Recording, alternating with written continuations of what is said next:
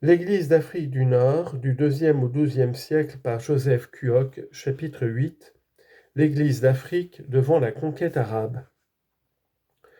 Au seuil de ce chapitre, une constatation s'impose: l'étonnante pauvreté des sources, tant arabes que chrétiennes, rend donc compte de cet événement capital que fut la conquête arabe de l'Afrique du Nord. Les chroniqueurs arabes les plus anciens à en traiter, tels Ibn Abd el-Hakam, 798-871, Baladouri au IXe siècle, ou le faux Ibn Qutayba,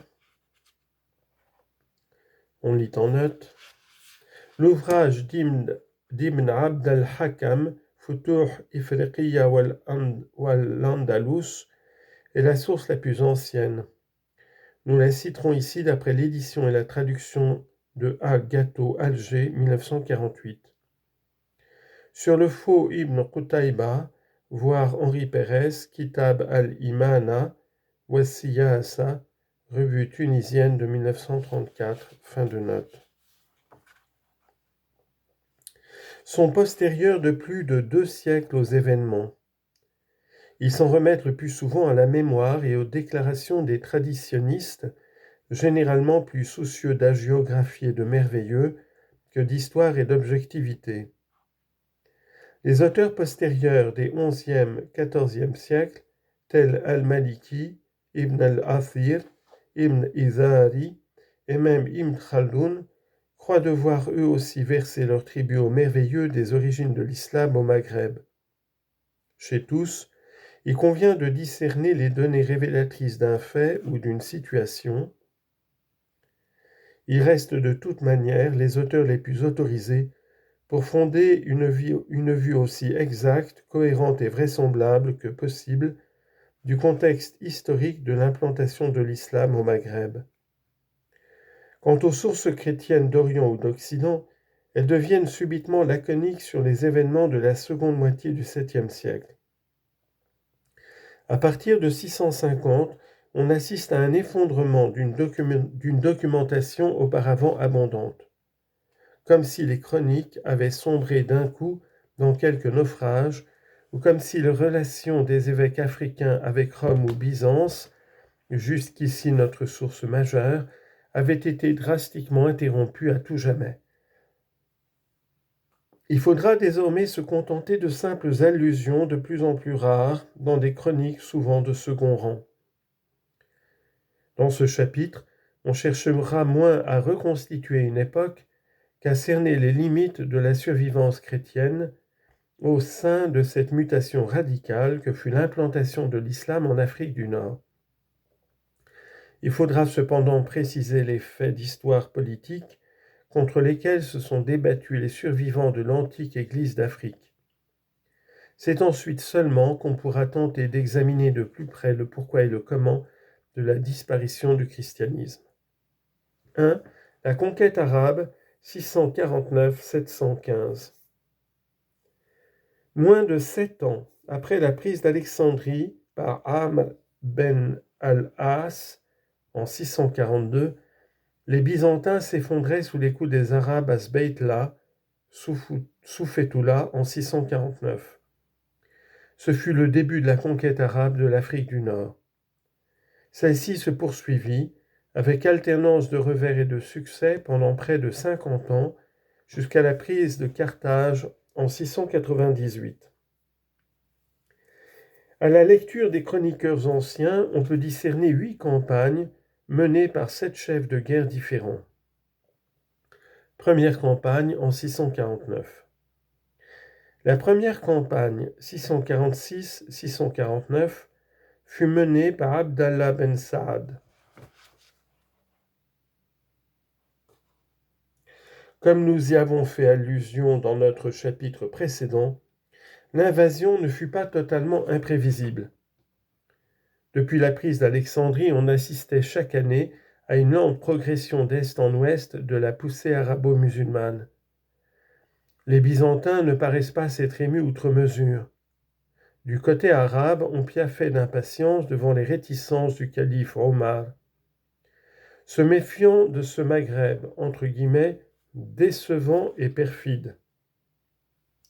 On lit en note, il y a un jeu de mots en arabe, Rahadir Mardour. Fin de note. Omar avait interdit aux armées musulmanes de dépasser la Tripolitaine. C'est ainsi que, contre son gré, Amr ben al-As dut faire demi-tour. Le nouveau calife, Othman, était d'un avis opposé. Il fit recruter 20 000 hommes qu'il confia à Abdallah ben Saad. En 647, l'ordre était donné de partir pour le Maghreb et de le conquérir. Le patrice Grégoire, établi au cœur même du pays à Soufetoula, eut tout le temps de suivre la lente progression des conquérants depuis la Tripolitaine et de se préparer au combat. Au lieu de se retrancher dans quelques citadelles, devant laquelle les Arabes encore inexpérimentés dans l'art du siège auraient échoué, il commit l'erreur de les affronter en terrain découvert.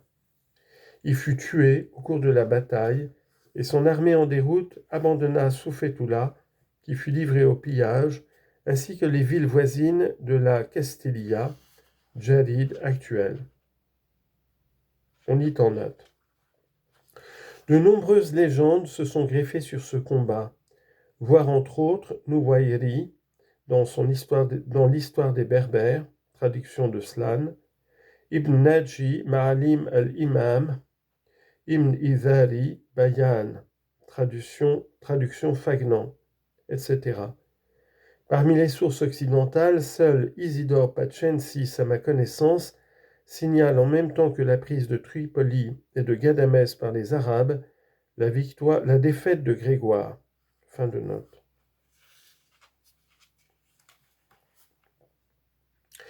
Les vainqueurs se contentèrent d'amasser un énorme butin et d'exiger un tribut considérable pour l'évacuation des troupes. À leurs yeux, c'était une simple razzia parfaitement réussie. Ibn Abd al-Hakem fait ici une remarque pertinente.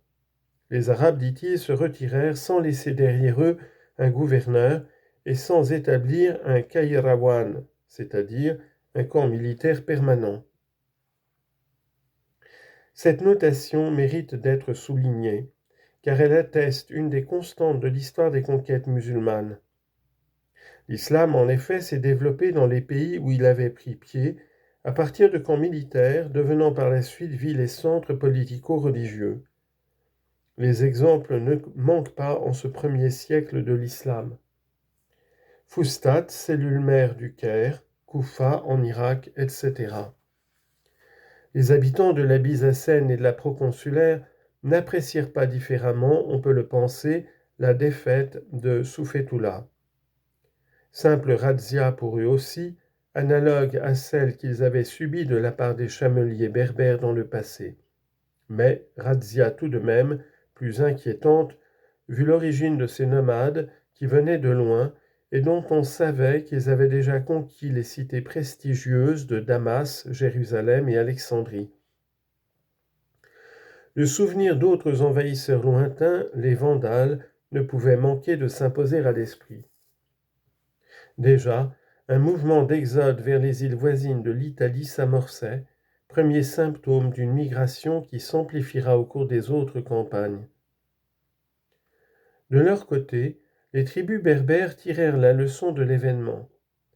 Habilement ralliées par le patrice Grégoire, elles avaient participé à la lutte contre l'envahisseur.